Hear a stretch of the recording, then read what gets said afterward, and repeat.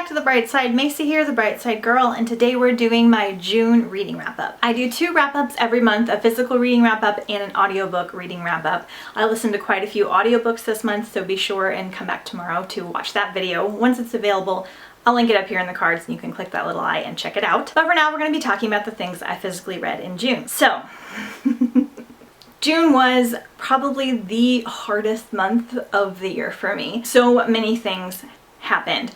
The major thing was that Jeff wound up having an emergency appendectomy to have his appendix removed, and it was really rough with everything that's going on right now. He was off of work for 3 weeks, so he was here, but he needed a lot of help and specific things bought that he could eat, and he was on a liquid diet, and he was in a lot of pain, and I had to help him like walk around. He didn't go to work for 3 weeks straight. He had a good surgery, but he had a lot of bad things going on around the appendix and everything. So that being said, 3 weeks of the month were spent with Jeff home and me helping to take care of him and all that stuff, and I was so stressed about finances and if he was getting better and all that stuff that reading just wasn't doing it for me, so I didn't really read very much, unfortunately. Also, like, my mom's dog died and a bunch of things just happened, and so I just survived this month. I survived. We're all doing much better now. Jeff's back at work and things are going a lot better, and I did Mermaid Marathon, which the vlog should be up pretty soon for that, so don't worry about me too much. I did listen to a lot of audiobooks still. Those kind of relax me a little bit more now. Take a little bit less brain power because I can do something else.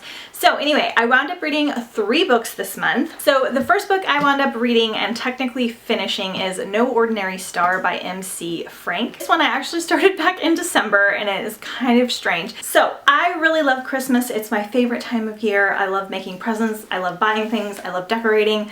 I love hunting for presents and just everything involved with it. I feel like people are nicer at Christmas time for the most part, and I just feel very blessed and loved, and I can't wait for it this year. But that being said, I love reading Christmas books. I love reading kids' Christmas books, middle grade, young adult, all that stuff, but it's actually really hard to find young adult Christmas books, and it's very hard to find young adult fantasy Christmas books. So when I found this book, it is a young adult fantasy with like a loose based on Santa Claus and Christmas. It's very loose. It's like sci-fi and dystopian. I was like, ooh, that sounds great. So I picked it up on ebook, but I personally really struggle reading ebooks. I just forget about them because they're on my phone, and then I just don't want to pick them up, and I don't know. I need the book like physically in my sight to remind me to read it.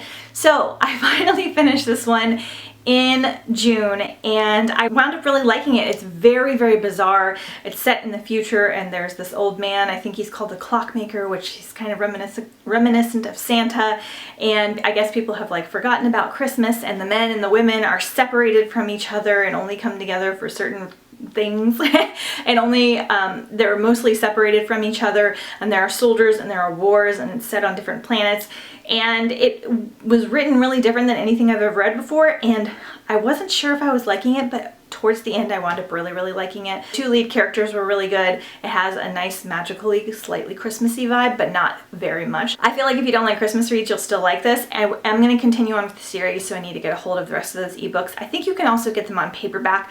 I'm not sure if this was self-published or not. She also wrote a mermaid book that I want to check out called Salt for Air or something, so I'm glad I wound up finishing this one, and I did really enjoy it overall. And I wound up giving No Ordinary Star 3.5 stars. Then I almost finished another book, which will be in July's wrap-up. I didn't quite make it in time, but I did squeeze in Wonderstruck. Now you would say, Macy, how can you squeeze that in?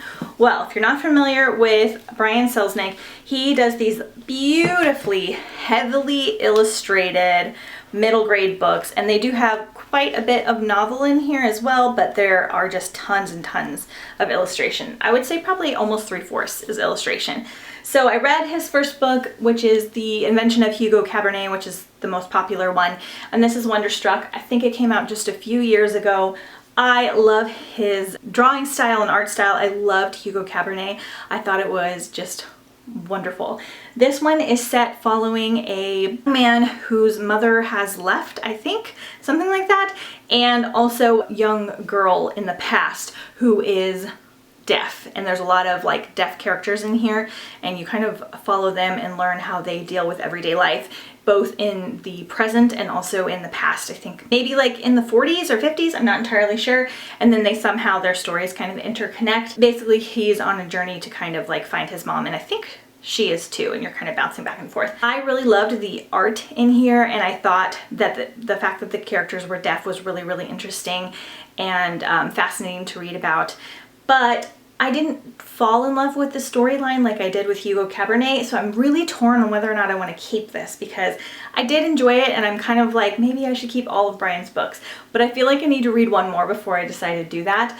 I just don't think this is one that I will ever pick up again. I did enjoy it while I was reading it, but not as much as Hugo Cabernet, which I could not put down. So, kind of on the fence. Let me know what you guys thought of this one if you read it. I wound up giving this one, I think 3.5 stars. And the last book I read was actually for Mermaid Marathon. It was the only book I finished before July turned over. I'm really particular about only putting the books that I read in June's wrap-up. It's the whole thing. The Mermaid Marathon vlog should be up pretty soon, like I said, so stay tuned for that. But the first book I read was The Seafarers Kiss by Julia Ember. I read this one because it's very short, and it's like 212 pages, and also like it's a tiny book. And I figured I could read it really fast and kind of give myself a boost of confidence since I've been reading really slowly. This book is a Little Mermaid retelling with a female-female romance, and I think it's a duology as well, but this will work as a standalone if you don't want to carry on.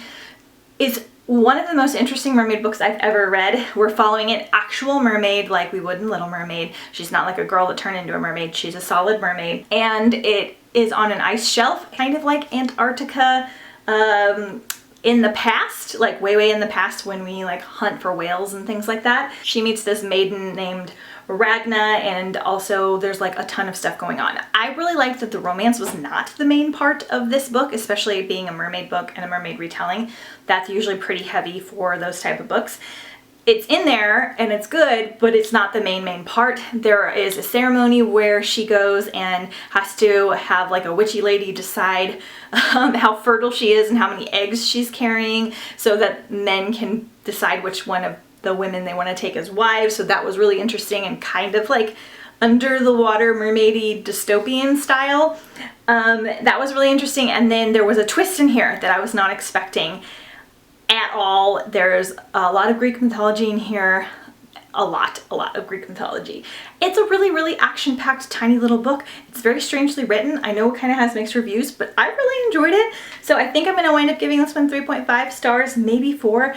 There were just so many wonderful elements and things I wasn't expecting, and it was just really different than the other mermaid books that I've read, and it kind of surprised me. So wound up actually really enjoying this one. And that's it. That's all I physically read for the month of June, but stay tuned tomorrow. I read a ton of audiobooks. I'm just able to listen while I work and garden and do all those kinds of things. So I read some really amazing things there as well. So I know you guys physically read for the month of June, and if you have read any of these, and I'll see you guys next time on The Right Side. Bye!